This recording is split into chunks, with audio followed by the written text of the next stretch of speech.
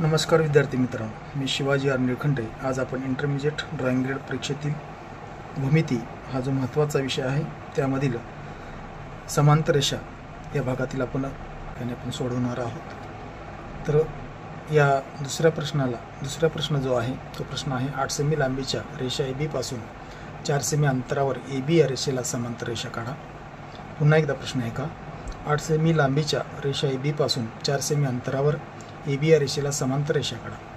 विद्यार्थी मित्रांनो, सुरुवातीला हा प्रश्न सोडवत असताना आपण 8 सेमी लांबीची रेषा AB ही काढायची आहे।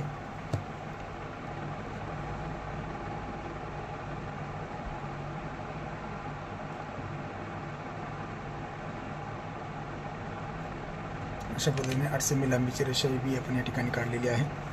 या रेषेला आपण नाव देऊयात AB।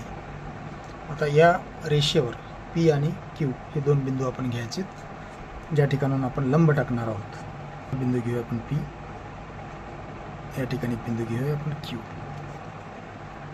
या ठिकाणी P हे केंद्र आपण घेऊयात। P हे केंद्र घेऊन या ठिकाणी अर्धवर्तुळ काढूयात।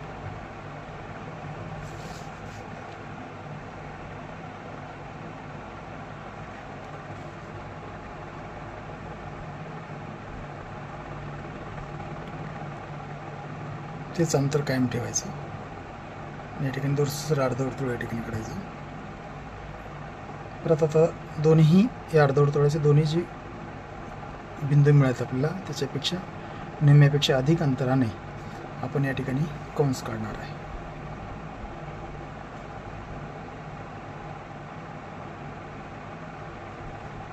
परत तेच अंतर कायम ठेवून कंस काढायचे।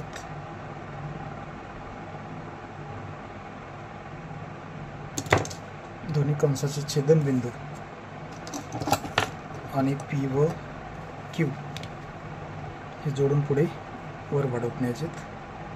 रेषा काढताना थोड्याशा अधिक लांब काढायच्या, जेणेकरून पुन्हा वाढवण्याची आपल्याला गरज पडणार नाही।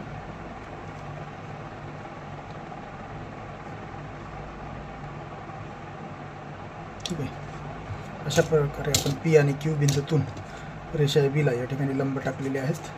आता रेषा AB पासून 4 सेमी अंतरावर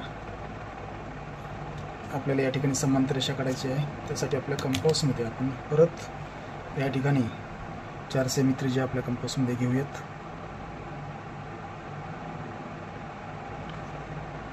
त्यानंतर P हे केंद्र घ्यायचे आणि या रेषेला छेदणारा कंस काढायचा आहे। परत Q हे केंद्र घेऊन या रेषेला छेदणारा कंस काढायचा। दोन्ही कंसाचे जे छेदनबिंदू आहेत त्याला नाव देऊ आपण C आणि D। तर C आणि D जोडून पुढे वाढवत नेऊया।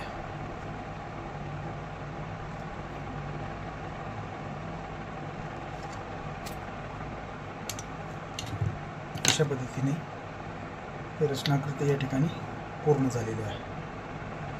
विद्यार्थी मित्रांनो, जर हा व्हिडिओ तुम्हाला आवडला असेल तर लाईक करा, आपल्या मित्रांसोबत शेअर करा आणि सबस्क्राईब करायला विसरू नका।